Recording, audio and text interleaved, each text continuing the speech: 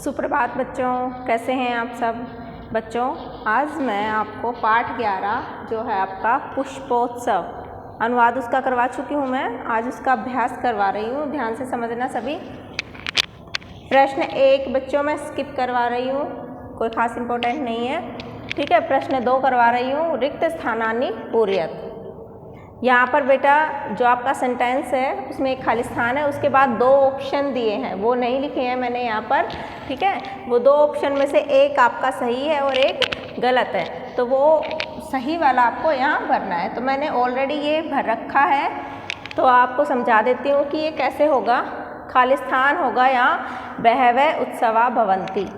बहवः मतलब अनेक उत्सव होते हैं, कहाँ पर? भारत में। तो जब भारत में शब्द आता है तब सप्तमी विभक्ति का प्रयोग होता है। तो भारत शब्द जो है अगर हम उसका रूप चलाएंगे तो उसकी सप्तमी विभक्ति एक वचन में बनेगा भारते। भारते, भारत तो ओनली भारत है, जब उसमें भारते एक ही मात्रा लगती है तो वो सप्तमी विभक्ति बन जाता है और उसके साथ कारक चिन्ह में लग जाता है। तो भारते का अर्थ होगा बच्चों भारत में।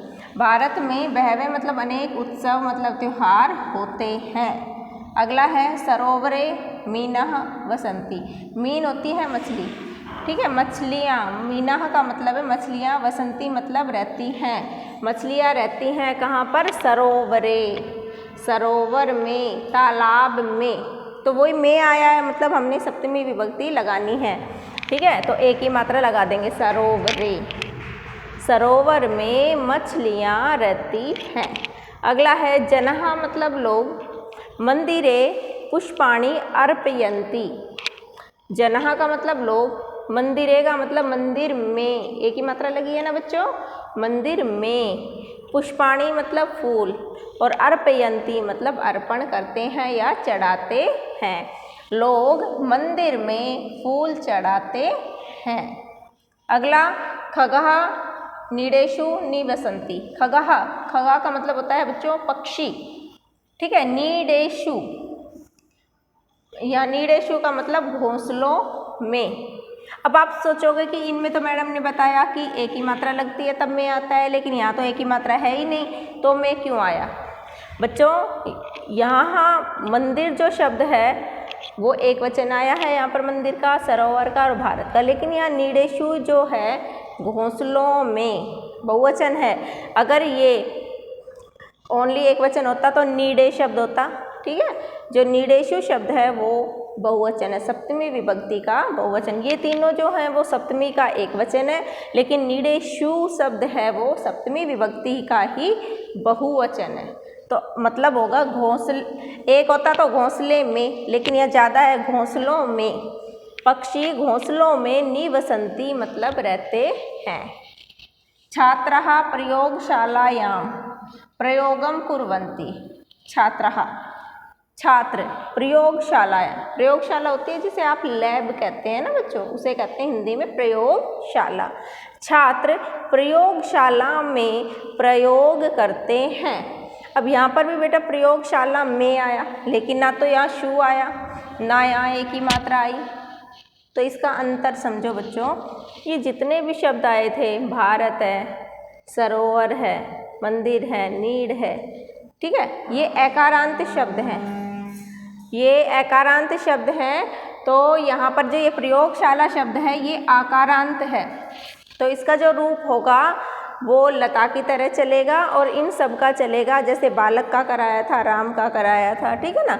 तो प्रयोगशाला या इसकी सप्तमी विभक्ति इनके अकॉर्डिंग नहीं चलती है, ठीक है, लता के रूप के अकॉर्डिंग चलेगी।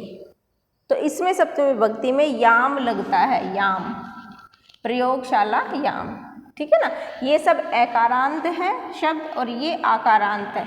जैसे कि मूल शब्द भारत, उसके अंत में ए आया। सरोवर शब्द के अंत में ए आता है।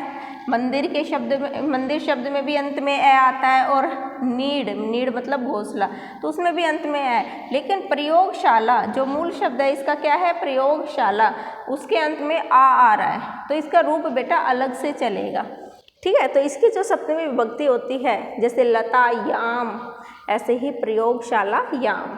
तो छात्र प्रयोगशाला में प्रयोग करते हैं। उद्याने पुष्पाणि विकसन्ति।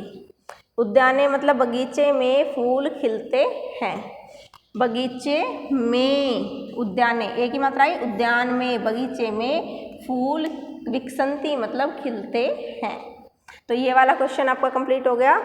थर्ड क्वेश्चन बेटा मैं नहीं करवा रही हूँ, अब आपको फोर्थ क्वेश्चन करना है। प्रश्नानाम उत्तराणि लिखत, प्रश्नों के उत्तर लिखो। जनः पुष्प व्यजनानि कुत्र अर्पयन्ति। जनः मतलब लोग, पुष्प व्यजनानि, पुष्प मतलब फूलों के, व्यजनानि मतलब पंखे, कुत्र अर्पयन्ति कहाँ अर्पित करते हैं या कहाँ चढ़ाते हैं। तो जनः पुष्प व्यजनानि, कुत्र की जगह आपको लिखना है बख्तियार काकी इतस्य समाधि स्थले। कौन सी समाधि स्थल है? बख्तियार काकी की समाधि, ठीक है, स्थले अर्पयन्ति। लोग फूलों के पंखों को बख्तियार काकी के समाधि स्थल पर अर्पित करते हैं। समझ आ गया बच्चों पहला प्रश्न। अगला प्रश्न देखो, पुष्पोत्सवस्य आयोजनम कदा भवति। जो पुष्पोत्सव होता है, कहाँ होता है पुष्पोत्सव? पाठ में बताया था मैंने, दिल्ली में एक जगह है मेहरौली, ठीक है, उसमें एक उत्सव होता है फूलों का उत्सव, ठीक है। तो वो जो फूलों का उत्सव है उसका आयोजन कब होता है, वो कब मनाया जाता है त्यौहार? तो पुष्पोत्सवस्य आयोजनम अक्टूबर मासे भवति। कौन से महीने में? अक्टूबर के महीने में मनाया जाता है। अगला प्रश्न है, अस्माकं भारत देश कीदृश अस्ति। जो हमारा भारत देश है, अस्माकं हमारा भारत देश, कीदृश मतलब किस प्रकार का या कैसा, अस्ति मतलब है हमारा भारत देश किस प्रकार का देश है। अस्माकं भारत देश है उत्सव प्रिय अस्ति। हमारा जो भारत देश है वो उत्सव प्रिय है, त्योहारों से प्रेम करने वाला है, ठीक है। अगला प्रश्न, पुष्पोत्सव केन नामना प्रसिद्ध अस्ति। जो वहाँ पर मेहरौली में पुष्पोत्सव होता है, फूलों का जो उत्सव होता है, वो केन नामना किस नाम से प्रसिद्ध अस्ति। प्रसिद्ध अस्ति का मतलब है पुष्पोत्सव किस नाम से प्रसिद्ध है। उत्तर देखो बच्चों, पुष्पोत्सव है फूलों की सैर इति नामना प्रसिद्ध अस्ति। किस नाम से प्रसिद्ध है? फूलों की सैर। उस त्योहार का क्या नाम रख रखा है वहाँ के लोगों ने? फूलों की सैर। इति नामना, इस नाम से प्रसिद्ध अस्ति, प्रसिद्ध है। अगला प्रश्न है, मेहरौली क्षेत्रे कस्यः मंदिरम कस्य समाधि स्थलंच अस्ति। जो मेहरौली क्षेत्र है, मेहरौली कहाँ पर है बच्चों? दिल्ली में। बताया था ना आपको कि जो मेहरौली है वो कहाँ पर है? दिल्ली में। मेहरौली जो क्षेत्र है उसमें कस्य मंदिरम, किसका मंदिर है? कस्य समाधि स्थलंच अस्ति, और किसकी समाधि है?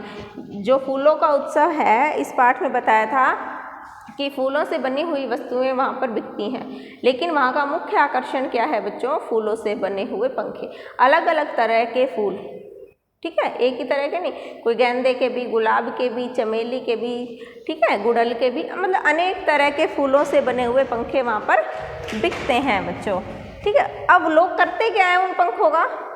वो क्या कहाँ अर्पित करते हैं?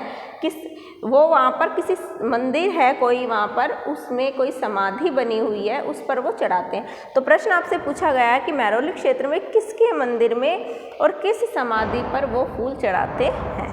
मेहरौली क्षेत्रे योग माया मंदिरे बख्तियार काकी इतस्य च समाधि स्थलंच अस्ति। किसकी समाधि है? मेहरौली क्षेत्र में योग माया मंदिर, मंदिर क्या है? योग माया। योग माया मंदिर में बख्तियार काकी इतस्य समाधि स्थलंच अस्ति। समाधि का क्या नाम है? बख्तियार काकी का समाधि स्थल है मेहरौली में, वहाँ पर वो लोग पंखों को अर्पित करते हैं। तो यहाँ पर बच्चों ये प्रश्न 4 कंप्लीट हो गया है आपका। आशा करती हूँ आपको समझ आ गया होगा।